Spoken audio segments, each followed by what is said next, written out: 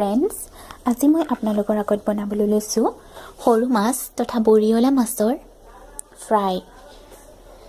একদম সহজ পদ্ধতি, তাকে আপোনালোকৰ আগত শ্বেয়াৰ কৰোঁ বুলি ভাবিলোঁ। ভিডিঅ'টো যদি ভাল লাগে লাইক কৰিব, শ্বেয়াৰ কৰিব আৰু কমেণ্ট কৰিব। টাৱা লৈছোঁ, টাৱাখনত আমি তেল দিছোঁ।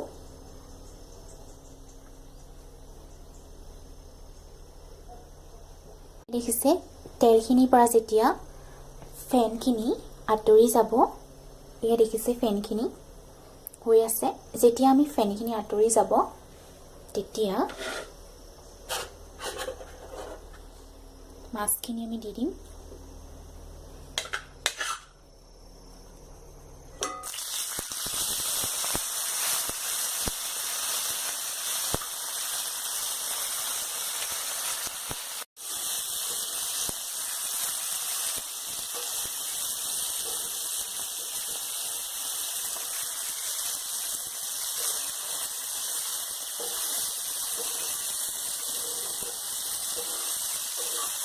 এনেকৈ লৰাই থাকিম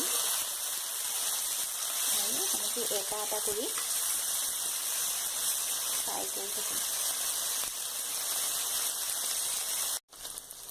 কি ধুনীয়াকৈ তেলখিনি ওপৰলৈ বিঙি হৈছে।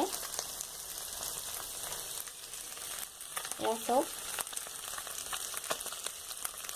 এইখিনি কম জুইত আপোনালোকে 10 মিনিটমান 5-10 মিনিটমান আপোনালোকে সিজাই থাকিব।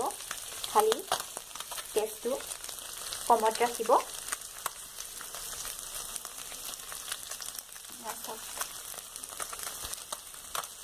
ভজাৰ পাছত আমি মাছটো লুটিয়াই দিম।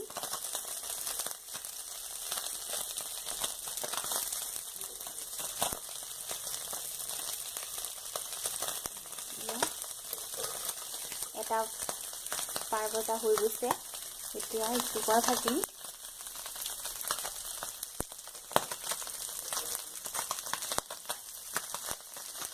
গৰম ভাতৰ লগত পৰিৱেশন কৰিবচোন, খুব ভাল লাগে খাবলৈ। অলপ সিজিছে। এই সৰু মাছটো চকুৰ কাৰণে বহুত ভাল।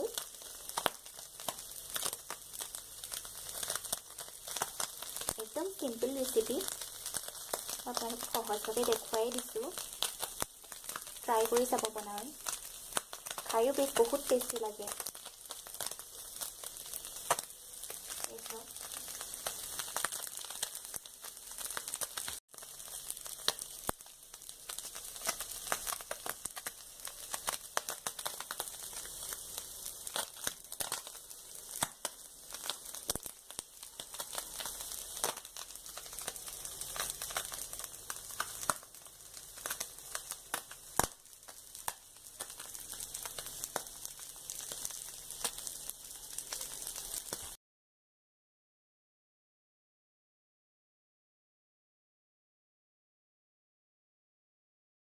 যদি ভাল লাগে লাইক কৰিব, শ্বেয়াৰ কৰিব আৰু কমেণ্ট কৰিব।